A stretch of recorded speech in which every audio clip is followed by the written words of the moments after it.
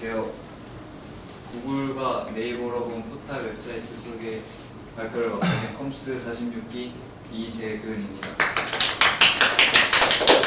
일단 처음 들어가기 앞서서 이 글로벌한 기업하고 내수 기업을 비교를 해서 포털 웹사이트를 보는데 이게 좀 적절하지 않다고 생각하실 거예요. 이게 무슨 의미가 있냐, 막 얘는 기껏 해봤자 뭐 우리 한국에서만 좀 뜨는 기업이고 얘네는 세계적인 기업이고 기술도 엄청 뛰어나고. 근데 제가 보는 이유는 이거 해외 검색 엔진 시장 점유율입니다. 여기서 보시면은 구글이 거의 다 막 50% 이상을 다 차지하고 있어요. 일본은 야후가, 그 다음에 중국은 바비두가, 그다음에 러시아 같은 거는 얀덱스라고 이상한 거 쓰는데 별로 이상. 근데 구글에 이 한 50% 넘었을 때 이렇게 색깔을 칠한 건데 빨간색이 구글이에요. 빨간색이 구글인데 전 세계 한 60% 이상을 외국 유럽하고 뭐 남미, 아메리카 다 하고 있고요. 근데 보시면은 네이버, 여기 한국만 특이하게 네이버가 장악을 하고 있습니다. 보시면은 웹사이트 분석 업체 컴스코어에서 검색 커리를 기준해서 이제 웹사이트의 순위를 이게 딱 한 건데요. 1위는 역시 구글이고 이제 5위가 특이하게 네이버가 올라왔습니다. 이 세계적으로 세계적으로 한 거거든요. 이게 평가를. 근데 내수 기업이 단지 한국에서 쓰이는 게 5위가 들어갔다는 게 신기하죠. 제가 그래서 이번 발표를 준비하게 됐습니다. 보시면은 이제 탄생 배경에 대해서 좀 알아볼 텐데요. 구글 같은 경우에는 초고속 인터넷 그 망이 엄청 안 좋아요. 그래가지고 인터넷 보급률이 엄청 낮은 편이고, 근데 한국 같은 경우는 영토도 좁다 보니까 초고속 인터넷망이 잘 발달되어 있는 편인데, 그래서 이제 네이버 같은 경우에는 웹사이트에 무엇을 보여줄 것이냐 그런 쪽으로 진화를 했고요. 일단 구글 같은 경우에는 이제 IT의 본류에서 나온 국가다 보니까 나온 회사다 보니까 이게 기술 중심의 웹사이트입니다. 구글하고 네이버의 그 상대 전략인데요. 서치, 애드, 앱, 그리고 네이버는 서치, 애드, 게임. 보시면은 구글의 수익 구조입니다. 구글의 수익 구조는 광고가 99%, 어마어마하죠. 그 다음에 네이버 같은 경우에는 이게 검색 광고를 합쳐서 한 70% 정도 되고 게임이 한 20% 조금 넘어요. 이거 보시면은 딱 이게 수익 구조가 이렇게 됐구나 한 거고, 이제 검색에 대해서 좀 알아보겠습니다. 구글 같은 경우에는 화면이 엄청 심플해요. 이 심플하다는 게 정보 검색자로서의 역할을 딱 제대로 보여주고 있는 화면이라고 생각합니다. 정보의 가공자가 아니죠. 네이버 같은 경우에는 콘텐츠 중심. 그러니까 사람자가 모르는 그런 것도 막 이런 거 보면 다 알아요. 막 오늘 무슨 내용 나왔네 그러면서. 그러니까 정보를 검색하러 왔는데 이런 길에 막 빠지게 되는 거예요.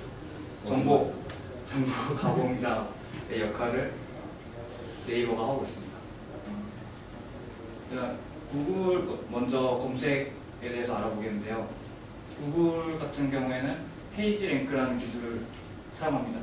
페이지 랭크는 그 많이 인용한 논문일수록 더 정확하다라는 것에서 착안한 기술인데요. 많이 랭크된 웹페이지일수록 검색어 상위 웹페이지에 나오게 됩니다. 그 다음에 구글 웹 크롤링 봇이라고, 구글 봇이라고도 부르는데요. 이거는 새로 나온 업데이트된 내용이나 이제 사용자가 막 어떤 내용을 쓰면은 구글 봇이 한 17초 17초 내로 다 뽑아오는 엄청난 기술력입니다. 그 다음에 구글 같은 경우에는 웹사이트와의 상생해가지고 자신들의 사이트에 가둬놓지 않아요. 그러니까 웹사이트를 개방식으로 이렇게 막 보시면은 여러 가지 막 이런 페이지들 보면은 다 구글로만 이루어진 거는 이거 하나밖에 없습니다. 그 정도로 구글 자체 홈페이지 말고 다른 웹사이트로 날려주는 그런 역할을 합니다. 근데 비교하게 딱 보시면은 네이버 검색 화면입니다. 이게 블로그 같은 경우는 이게 잘렸는데 앞에서 원래 맨 먼저 나오는 게 네이버 블로그고요. 그 다음 나오는 게 저 티스토리 다음 블로그입니다. 그 다음에 지식인간이나 카페 같은 자기 웹사이트 DB만 보여주는 특징을 갖고 있습니다. 금능초등학교 모여라. 그 다음에 이 자료를 보시면은 방문자 사이트에서 쿼리를 날렸을 때 이동한 홈페이지를 분석한 건데요. 구글 같은 경우에는 1%밖에 안 돼요. 1%밖에 안 된다는 것은 자기 웹사이트 말고 다른 웹사이트로 다 보내졌다는 뜻이고, 네이버 같은 경우에는 70%가 넘는 높은 해석성을 딱 보여주는 자료입니다. 그 다음에 네이버의 검색 환경에 대해서 설명하자면은, 네이버는 네티즌 친화형 이슈 서비스가 아주 발달되어 있습니다. 그러니까 사이를 딱 검색해봤는데 뉴스가 많이 나오고 이렇게 막 실시간 검색어도 나오고 뻔 키워드라고 해서 뭐 어떤 사람들 뭐 이런 거 검색했다 뭐 이런 거 보여주는 자료가 많습니다. 그 다음에는 네이버의 방대한 자체 데이터베이스입니다. 네이버 블로그 같은 경우는 다른 웹사이트에서 검색하면 나오지가 않아요. 근데 요즘은 좀 구조가 바뀌어서 그런지 약간 나오긴 하는데, 이 지식인 같은 경우에는 절대 안 나옵니다. 네이버에서만 검색해야 그 지식인 그거를 글을 볼 수 있어요. 그 다음에 수작업 같은 경우에는 롯데를 검색했는데 이런 롯데 경기가 딱 나와요. 이게 다 졌어. 어느덧 지고 있어.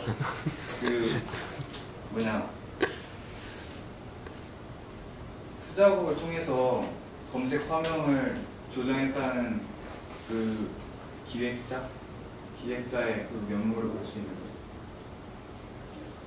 그 다음에 네이버 같은 경우에는 통합 검색 해가지고 이게 전 세계 최초로 나온 서비스예요.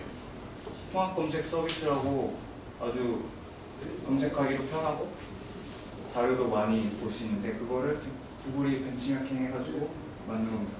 여기 보시면은 통합 검색인데 얘는 검색이죠. 이게 그 저작권 그런 거에 아이디어에 걸려서 얘네가 아직 통합 검색을 쓰지 못하고 있어요.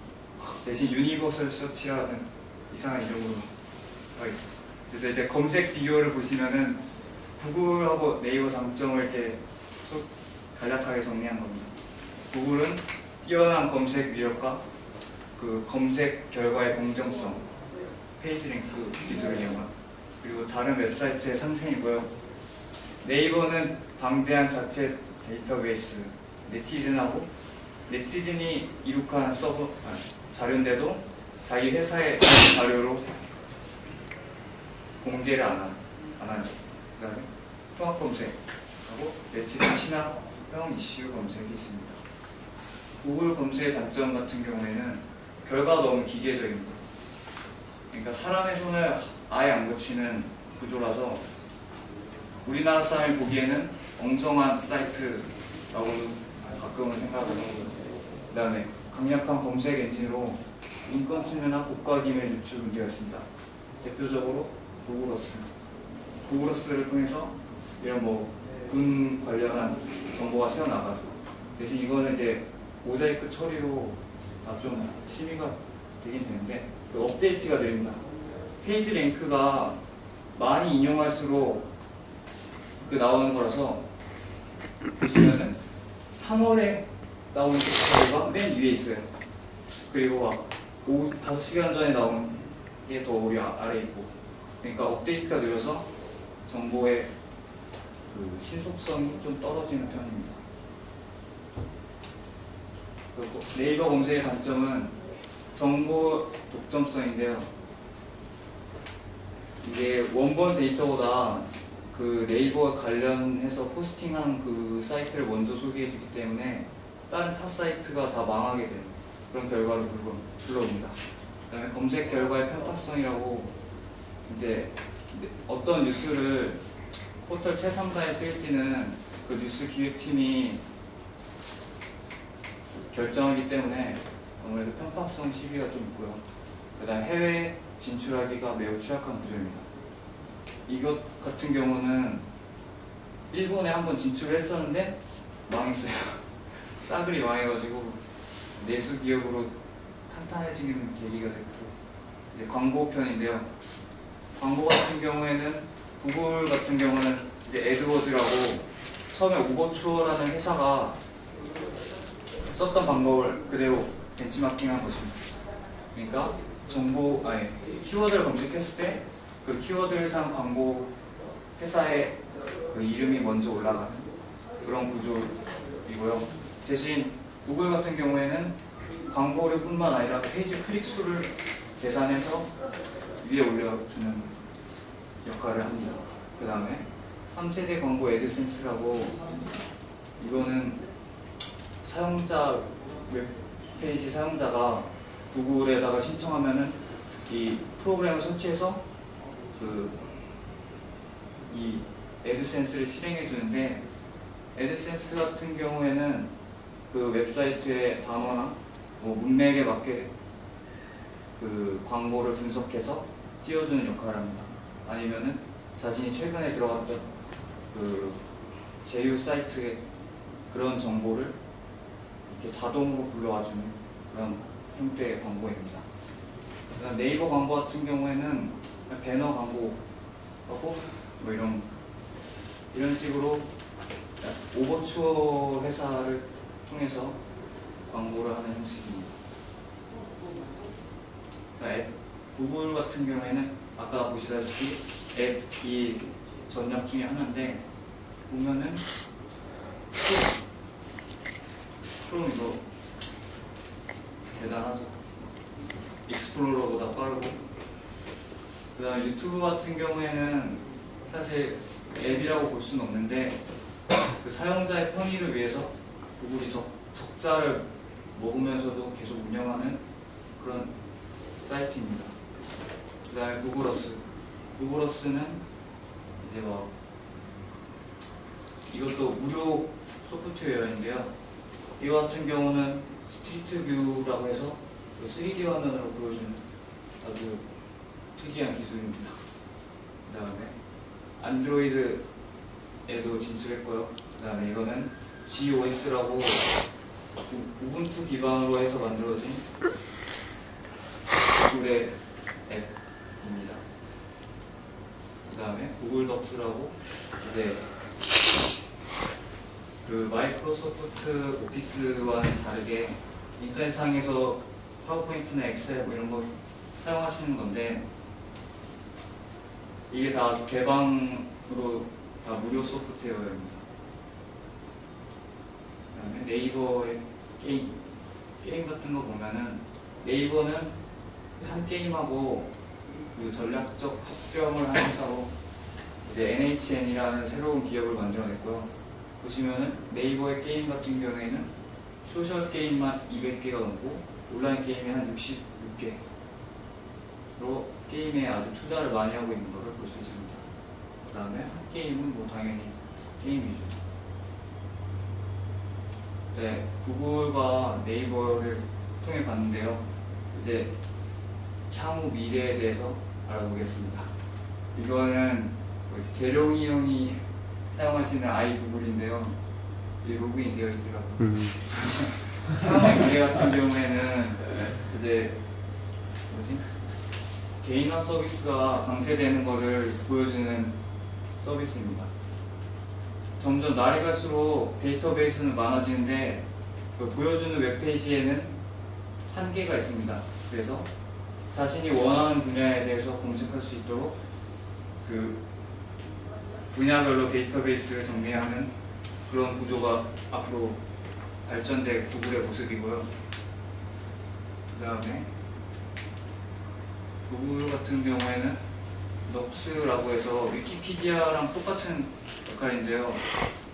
넉스 같은 경우에는 이제 구글이 정보 검색 자료의 역할에서 이제 정보 창조자의 역할로 변화를 꾀하고 있다는 것을 보여주는 예입니다. 위키피디아랑 다른 점은 자신이 저작물을 썼을 때 거기에 광고가 달리면은 구글과 광고료를 나눠 갖는 방식입니다. 미래 웹 부분은 이제 컴퓨터 클라우딩 컴퓨팅이라고 해서 이제 내 책상에는 컴퓨터가 없고 구름 속에 컴퓨터가 있다라는 구조인데요. 이 같은 경우에는 이제 하드웨어에 그 응용 프로그램을 설치하지 않고 그 웹상에서 다 다운받아 와서 모든 프로그램을 실행하는 구조입니다. 이걸 이제 구글이 하고 있고요. 이제 시멘틱 기술이라고 이제 사용자가 만약에 바이러스하고 예방을 검색하면 백신 프로그램 다운받는 방법, 설치 방법 이런 걸 보여주는 그 자동 검색 서비스인데요. 그 시멘틱 웹은 그 새로운 정보를 창조해내는 인공지능 형식 검색 서비스입니다. 네, 마치면서 구글과 네이버 책을 좀 많이 봤는데 전달이 잘 됐는지 모르겠습니다.